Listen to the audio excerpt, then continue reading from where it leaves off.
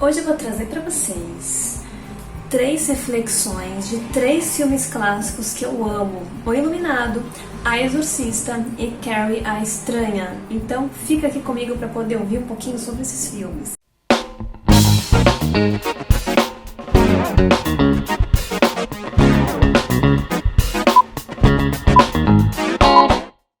Então bora lá começar a falar do filme O Iluminado, né? Não vou aqui falar de roteiro de cinema, não vou falar de detalhes do filme, vou trazer a minha reflexão sobre a atuação principal ali dos personagens, né? Então nós temos o Jack, né, que é o principal ali do filme, nosso Jack Nixon, e ali nós temos uma família, né, com um filho, uma mulher, que vai morar num hotel 100% isolado das pessoas, né, frio intenso, e onde a gente vê no começo tudo bem, tranquilo, e depois aquela família se distanciando, ficando cada vez mais afastada.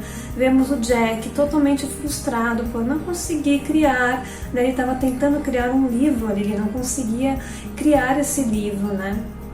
E ele ficava totalmente parado, e com isso vários transtornos ali, ilusões começaram a acontecer com ele. E vejam bem, não estou aqui para falar de espírito, falar da parte do terror em si do filme, que eu amo também, mas é para falar de alguns transtornos até mentais e emocionais que às vezes temos e pessoas que nós conhecemos também têm, e a gente acaba ignorando, né? E acaba achando que é outra coisa, né? E nós temos uma pessoa totalmente em isolamento social, uma mulher também, né? Possivelmente aí com transtornos depressivos, né? Com traços depressivos, uma criança também que precisa criar um mundo imaginário para poder conversar, né?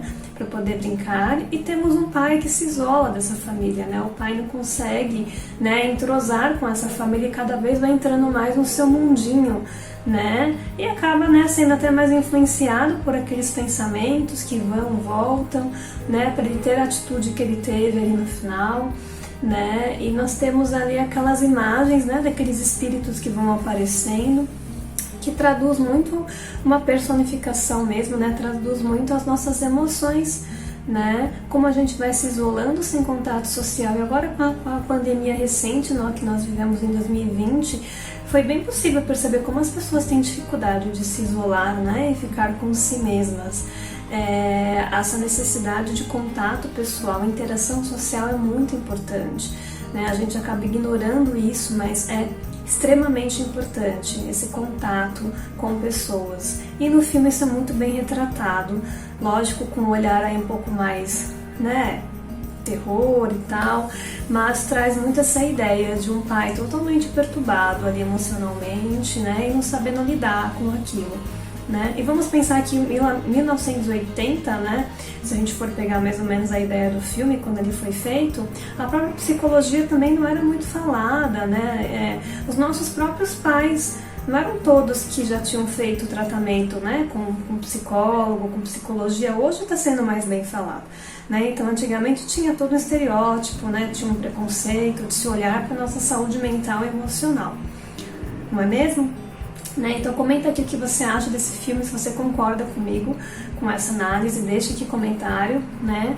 E a ideia é trazer um pouquinho dessas reflexões, não entrar em muitos detalhes especificamente do filme, senão a gente vai ficar um dia inteiro aqui falando. E se vocês quiserem, de repente, né, que eu faça somente uma análise desse filme, comenta aqui comigo também, que eu depois coloco pra vocês.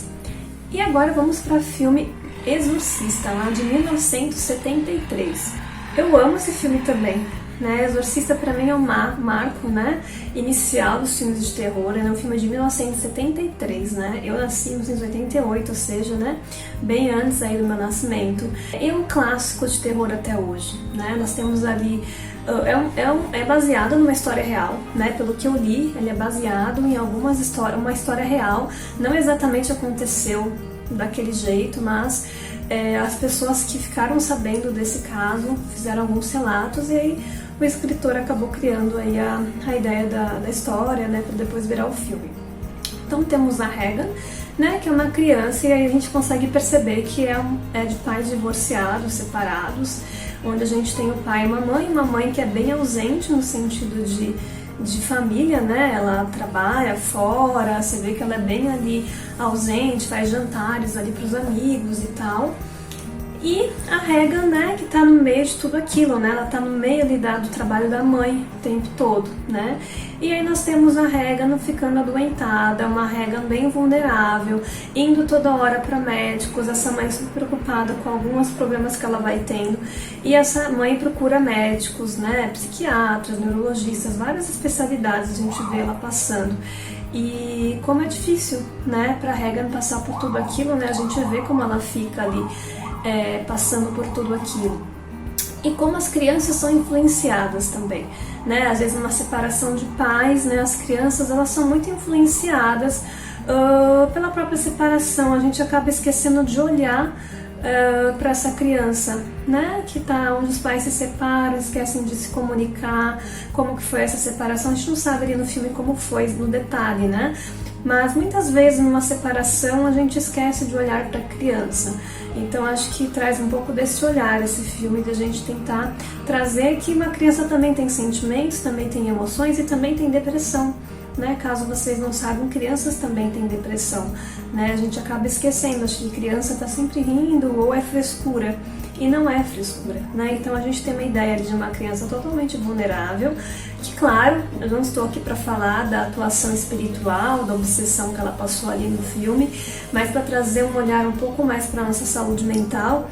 E que sim, quando nós estamos vulneráveis, muita coisa pode acontecer, porque a gente vai se conectando com aquela vulnerabilidade nossa, né? Então vamos pensar numa ideia bem abstrata aí de um espírito que queira, né, acessar essa pessoa. Vai ser muito mais fácil acessar uma pessoa que está vulnerável, com os pensamentos mais perturbados, do que acessar uma pessoa que não está, né? Se a gente conseguir fazer esse paralelo aí de uma coisa mais abstrata. Então acho que no filme retrata um pouco essa simbologia pra gente. E é um filme que tem muitos, a gente fica bem chocado, tem pessoas que nem gostam de assistir. Depois comenta aqui se você curte também esse filme, porque são cenas bem chocantes, que a gente não consegue esperar o quê? Uma criança ter aquela reação. Um adulto a gente até imagina em filmes de terror, mas uma criança se contorcer toda ali a gente não consegue. E a gente sente né, aquele senso de justiça mesmo, de como que pode passar numa criança com isso, coitada da criança, olha o estado da criança desse jeito. Certeza que quem já assistiu deve ter passado um pouco com esse pensamento, porque a gente tem essa imagem da pureza, né, da pureza de uma criança. E que sim, a pureza pode ser corrompida se a gente não olhar para isso, né, esquecer que ela também tem sentimentos negativos, não só positivos também. E nós temos a Regan, que tomava bastante medicação também, não fala no detalhe do filme, mas a gente imagina que uma menina que passou por vários médicos, algumas medicações, e pode ser que ela sim estava tendo algumas alucinações, alguns delírios causados ali. Tem uma ideia dos padres também, que eu gosto de trazer nesse filme, né? Porque o padre também é a personificação da pureza, de uma pessoa que tem a palavra. E a gente vê como os padres também ficam assustados, inseguros, e que eles também são vulneráveis, né? Eles também têm inseguranças. Então acho que é muito legal a reflexão de olhar pelos padres, né, de como eles ficam com medo de encarar o desconhecido, a falta de controle daquilo, né? Então muitas vezes a gente acha que controla tudo e que conhece tudo, mas às vezes a gente não tem esse controle total das coisas. Então deixo aqui essa reflexão. E caso vocês queiram comentar, ou algum vídeo também que eu fale só de exorcismo, da exorcista, ou de exorcismo no geral, né, com minha visão um pouco mais da saúde mental e emocional, coloca aqui no comentário, que vai ser um prazer aí poder falar com vocês sobre esse filme. E aí nós temos agora Carrie, a Estranha, de 1976, né? No primeiro filme que nós temos aí gravado. Depois nós temos algumas reproduções que foram feitas mais recentes. Carrie a Estranha eu acho que é muito mais fácil da gente refletir, porque é uma coisa um pouco mais da nossa atualidade, né? Temos uma menina que tem uma mãe abusiva, totalmente abusiva, uma mãe fanática e religiosa e bem abusiva com essa filha agressiva, agride, né, a Carrie. E temos a Carrie que é totalmente vulnerável, ali naquela escola, sofre bullying ali, né, e ela vai guardando, não tem com quem ela falar, ela não tem muitos amigos, na verdade, né, quase nenhum. E aí no final a gente tem aquele ato chocante, né? Porque é chocante aquele ato, a gente não tá esperando aquilo. E é uma coisa simples, a gente não tá nem falando de espírito e de exorcismo, mas como choca imaginar, né, aquilo, né? Um sangue de porco caindo numa criança, né? Uma adolescente. Então é bem tenso, né? Olhar para aquela cena, eu acho ela sempre bem chocante. E a gente tem, lógico, a parte espiritual da Carrie ali no filme, que a gente não vai tocar nesse assunto, mas traz essa ideia também de ser uma menina que pode ter buscado recursos também, né? Para ela poder viver no mundo que ela vivia, né? Ela não tinha um lugar seguro ali para ela estar. E ela foi precisar criar ali alguma segurança para ela, né? E quantas vezes a gente não passa por isso também, né? Bullying na escola, a gente acaba se isolando de amigos, né? Quantas vezes isso também não acontece? Ou a gente faz isso com as outras pessoas também sem perceber, sem sangue de porco, por favor. Mas a ideia é da gente fazer esse ato não daquele jeito, aquilo é uma simbologia, que a gente faz isso com as pessoas às vezes, a gente acaba isolando, né? Quando a pessoa não se adequa ao grupo, né? Quando aquela pessoa não é pertencente ao grupo. Né? Hoje em dia com rede social, né, que a gente tem muitas por aí, o tempo todo as pessoas vendo fotos, se comparando às outras pessoas, né? Então traz muito essa ideia do ser humano sempre querer pertencer a um grupo, né? Sempre querer estar parecendo com alguém, ter algo só para falar que tem, né? Para poder ser aceito, né? Ser aceito basicamente naquele grupo. Temos uma Carrie ali que ela não tentou até, né, ali naquela festa, quando a gente vê ali na parte da festa, tentando até pertencer ao grupo, né, sendo enganada ali pelo pessoal, e acontece o que acontece. Então a gente tem até uma imagem um pouco vingativa dessa Carrie, né, que põe a raiva pra fora, né. Ela põe a raiva para fora de tudo que ela tem guardado por tanto tempo. Isso pode acontecer com a gente também. Da gente não olhar para as nossas emoções, acabar guardando demais elas e, de repente, a gente solta tudo para fora, aquela raiva para fora que a gente está guardando, que é basicamente a explosão que a Carrie tem ali no final, né, aquela energia toda ali para fora, né, e ela acaba fazendo o que ela faz, destruindo todo mundo ali. E mais nada menos que a nossa raiva sendo jogada para fora de uma outra maneira, de uma maneira simbólica, né? Então, deixo essa reflexão também para vocês do Carrie Estranha. Se vocês querem também um vídeo só sobre a Carrie, comenta aqui comigo também que eu faço, com mais detalhes, tá?